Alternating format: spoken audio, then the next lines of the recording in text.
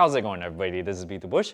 Considering that this is a finance channel, I have to show you that I have a certain level of success with finance myself. So today I am showing you guys that I am sitting on this toilet paper throne. Now this says something, right? Because I can afford to buy these toilet papers. Anyway, with all kidding aside, today I'm just gonna go over some finance news that's relevant for this week. This video is just for entertainment purposes only. I'm gonna talk about a whole bunch of stock. The value can go up or down. This video is not meant to be financial advice. Consult your financial advisor if you are thinking about buying stocks. If you guys are interested in signing up for a new stock app, you can try Webull down in the video description below, where if you sign up, you can get a free stock. If you deposit $100, you get another free stock. Berkshire Hathaway sold airline stocks in Delta Airlines as well as Southwest. Now, when you see these headlines, it almost seems like Warren Buffett, the greatest investor of all time, making incredible gains year after year, just abandoned airline stocks. But when you look deeper into this, he did not sell his entire stake. He only sold about 20% of his total stake in Delta Airlines, 5% of his total stake in Southwest LUV. Now, when I look at this news, I'm just wondering, okay, why is he making it so public? Because you don't actually have to report all this to the public at all until they have to file these papers. So it makes you wonder if they're trying to use the news to leverage it in some way so that they can benefit a little bit more. Now, what I see happening is that maybe they're doing the obvious route where if they sell and they announce it, they're trying to get people to get scared so that the price would go even lower so that they can buy more in. Or they could be selling it to get under the 10% ownership, which allows them to be a little bit more relaxed in the reporting of what they sell. So as soon as they get under this 10% ownership, they might be liquidating it a lot more, or they might just be trying to scare the market so that they can buy more of it. So what I can gather from this is that you can't tell very much from what they're actually doing. They're doing this in order to hide what they're going to do going forward. So this news piece that Berkshire Hathaway sold Delta, sold Southwest, should not be used as an indicator if you're trying to follow Berkshire Hathaway or copying what they do. You should not be trying to buy or sell just based on this single piece of news alone.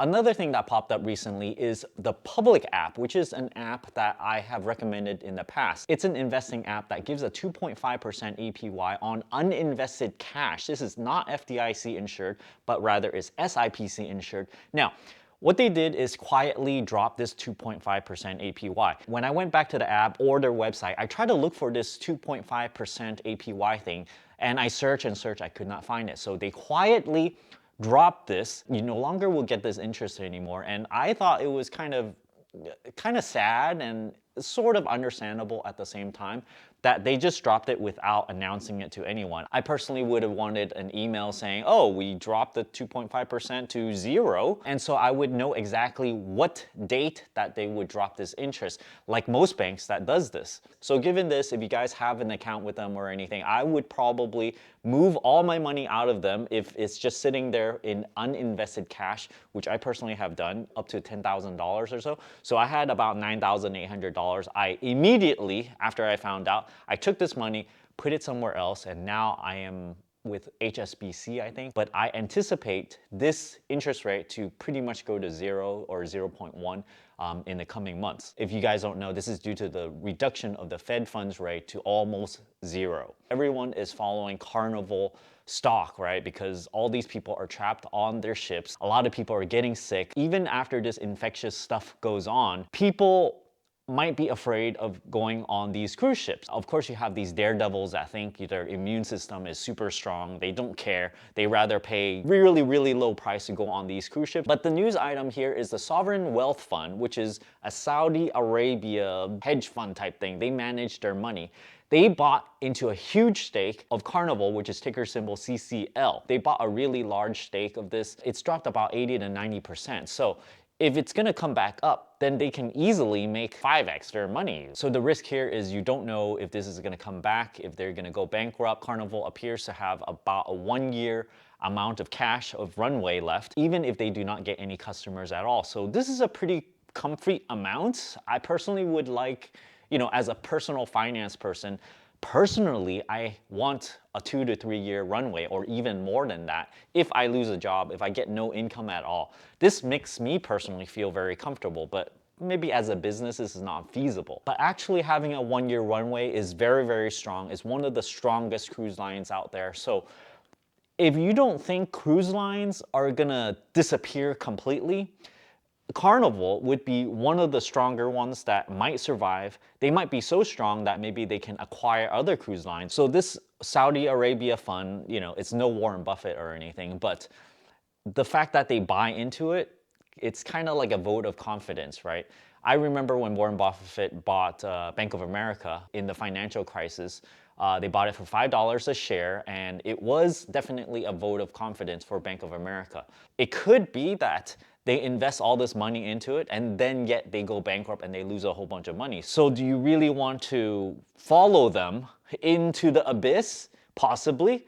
Or, maybe they could make a whole bunch of money coming out of this. So you really have to weigh this on your own rather than just blindly buying into the stock thinking that just because they bought into it that it's going to survive. Even if they have 1-year funding, they could possibly extend them some money so that they can survive a little bit longer, even if this infection thing goes on for longer than 1 year. There might be something like that where they can try to extract more cash from the capital markets, try to finance it in whichever way to try to kind of live a little bit longer. Personally, I do not hold any Carnival stock right now, but I am looking into it. I'm thinking about it long and hard. I have not decided if I'm going to buy into it yet. Allstate, American Family Insurance, and Liberty Mutual is refunding a total of around $800 million back to the insurance policy holders of car insurance. Now this is great and all. It's because all these cars on the road, they're not getting into accidents. They don't have to pay out as much. So it's very nice that they're refunding people. But you know what?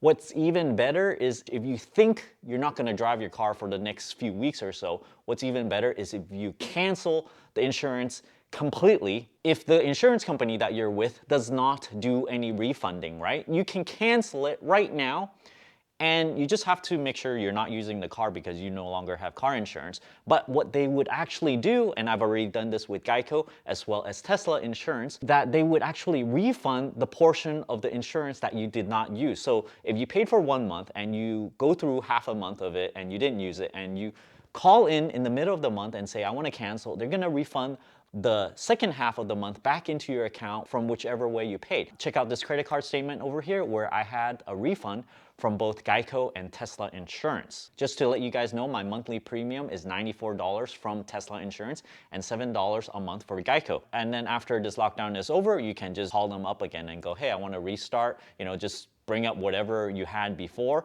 and just start your insurance again. You might have to get requoted again or whatnot, but it's looking like that this is gonna last longer and longer. Every 2 weeks, they're like, oh, another 2 weeks, right? So do it today if you're not going to use your car. If you have like 3 or 4 family cars, you might want to only use 1 car because you're going to only use 1 car anyway to go shopping, right? Just cancel all the insurance on all the other cars, leave 1 car. Personally, I have 0 car right now because I'm going to use a scooter to get my groceries, to get packages or whatnot. And if you know about my previous videos, my burn rate was around $1,300. Now, because of this cancellation of insurance, I am down to $1,134 every single month. So this is an extremely low burn rate. This is done on purpose so that I can survive for a really long time, very, very comfortably. So do consider canceling your insurance right this moment. A little update on my investment portfolio. Right now, I'm still holding on to about 30% cash. I'm down about 10% from the peak in my total portfolio holdings, if you guys are interested. In comparison, the S&P is down about 20% from the peak. Some of my holdings are IXC, BAC, which is Bank of America, IRM. I do not hold any Bitcoin. If you guys are interested, I am not holding any Tesla either, but I am looking to buy back in. I'm holding on to the 30% cash just in case things get really, really bad. It does seem like we hit a bottom maybe a week ago, right? But I'm holding on to this cash in preparation because I like to feel prepared. If it goes down more, I'm like, whatever, right? If it goes down to minus 30, 40, 50% of from the peak values in the S&P, then I'll be ready to buy a lot of assets that's beaten down a lot. If you guys are interested in the stuff that I'm watching out for right now, I'm looking to buy into Boeing. I'm looking kind of buying into Carnival, but this is like a really huge gamble, right? So I'm being very, very cautious if I do buy into it. Probably buy a lot less than I'm would normally buy into, let's say, Boeing or QQQ. Also S&P 500 stock market index fund, VOO, and BRK.B, the B shares of Berkshire Hathaway. These are all the ones I don't own right now. I'm kind of looking at them. Another news aspect I like to cover is many of these news sites, they say, oh, we don't know the actual death rate of this infection. So I'm like, come on guys, do you really have to test every single person? All you have to do is look at how many people usually dies every single month. This is not gonna be a perfect calculation, but it'll give you an idea of how many people are dying from this special situation. So you look at how many people died in this particular area, let's say New York, okay? How many people died the last year in, let's say, April timeframe? And then you look at how many people died in the April timeframe of this month, and then you just subtract the two, and then you can kind of have an idea of how many people died from this particular infection. Yes, it's not gonna be perfect, but I bet you a lot more people died than last year. I'm just surprised that no one has really done this. I'm sure the death numbers are out there, not exactly the fatality rate, because you can't actually figure out how many people have it just yet. Thanks for watching this video. I hope you guys enjoyed these financial news aspects. Don't forget to give me a like on this video, comment down below, let me know if you're gonna cancel your insurance, because I mean, you can save some money right there, right? And as always, don't forget to push that subscribe button and ring that bell icon. Thanks for watching.